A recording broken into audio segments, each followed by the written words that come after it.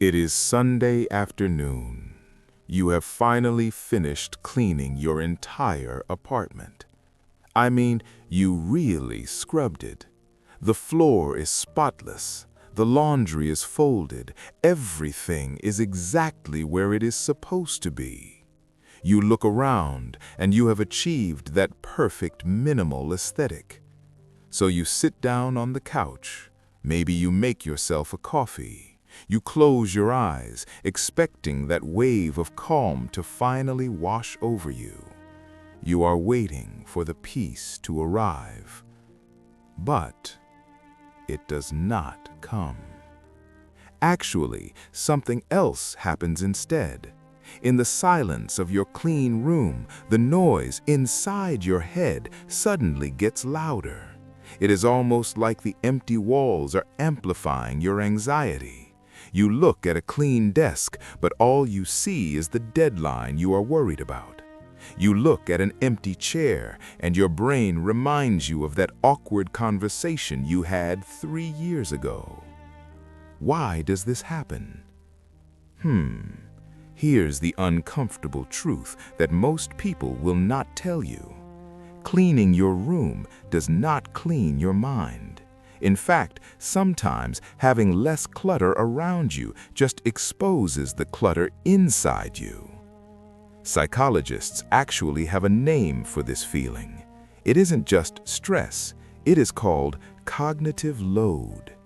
You see, your brain is a bit primitive. It cannot tell the difference between a pile of dirty laundry and a pile of unfinished decisions. To your brain, they are both just weight. They are both just threats that need to be managed. So while you were busy decluttering your physical space to feel lighter, you might have been ignoring the heavy things you are carrying invisibly: open loops, borrowed expectations, and emotional residue.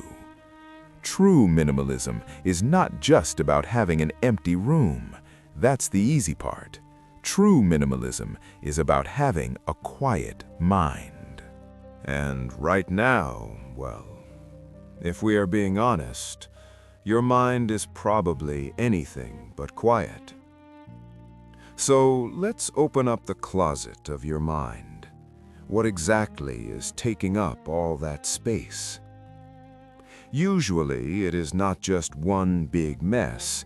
It's actually 3 specific types of invisible clutter.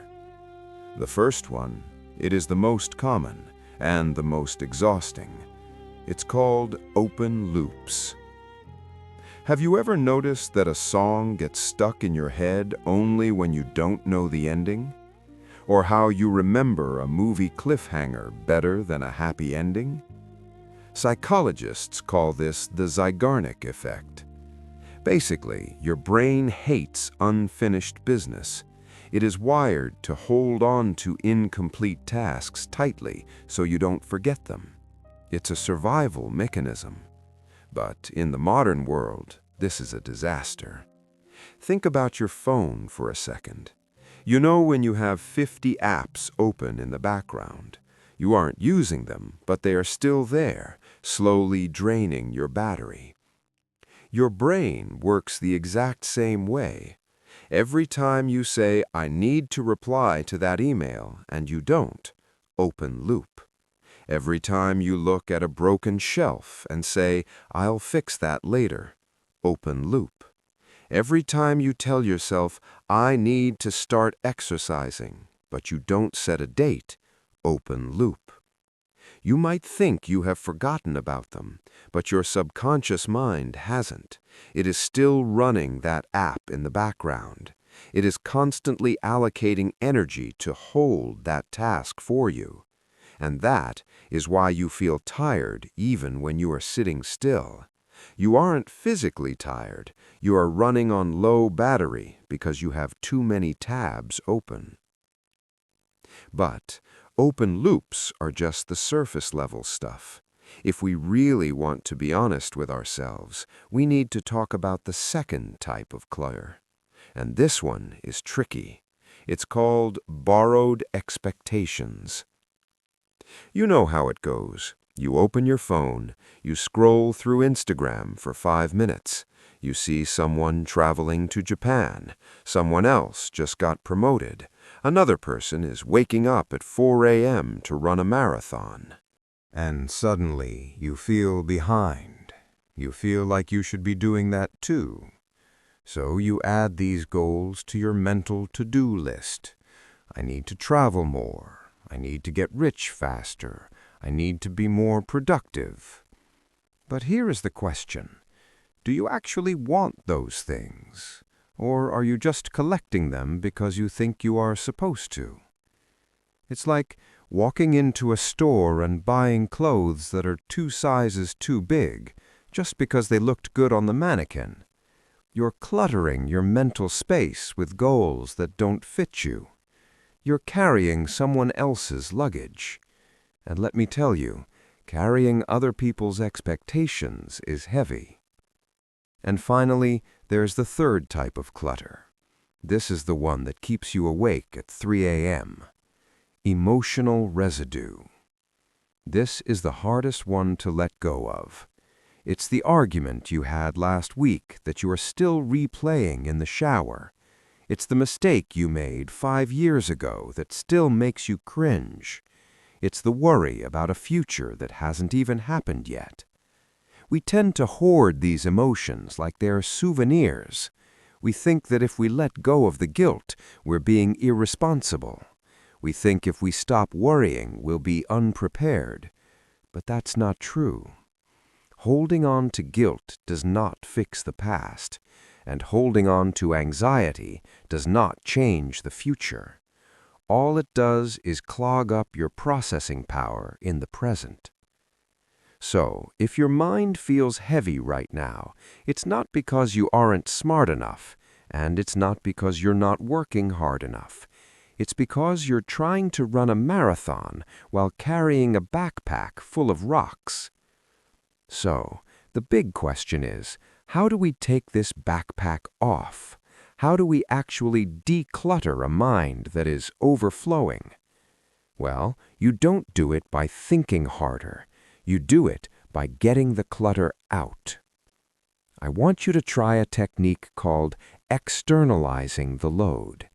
It sounds technical, but it's actually very simple.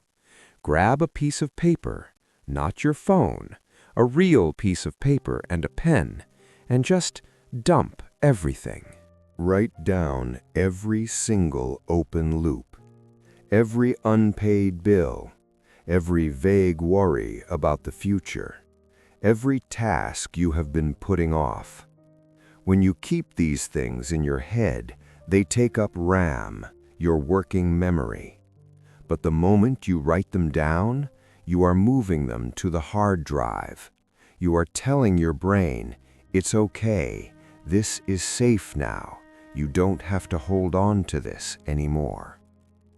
You will feel a physical shift when you do this, I promise. But we're not done yet. Now look at that list. It's probably long, it's probably overwhelming. So we're going to apply the control filter. This is an old trick from the Stoic philosophers. Go through your list and mark the things you have zero control over. The economy? You can't control it.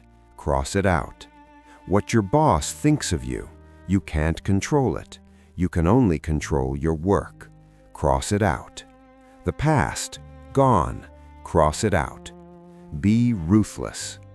What you are left with is usually a very short list, maybe 3 or 4 things.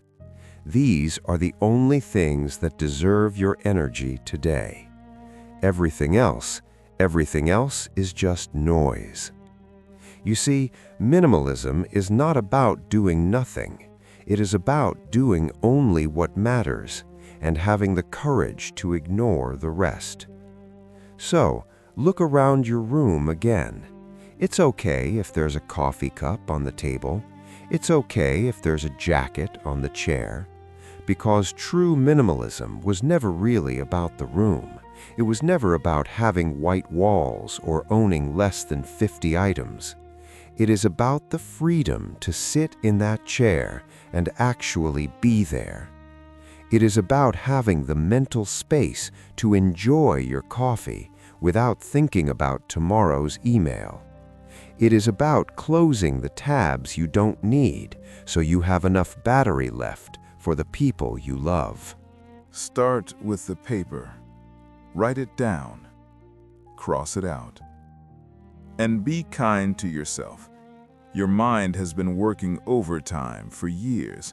It might take a little while to learn how to be quiet again. And that is perfectly okay. If you found a little bit of space in your head today, consider sticking around. We have a lot more layers to peel back. Welcome to the Minimal Base. See you in the next one.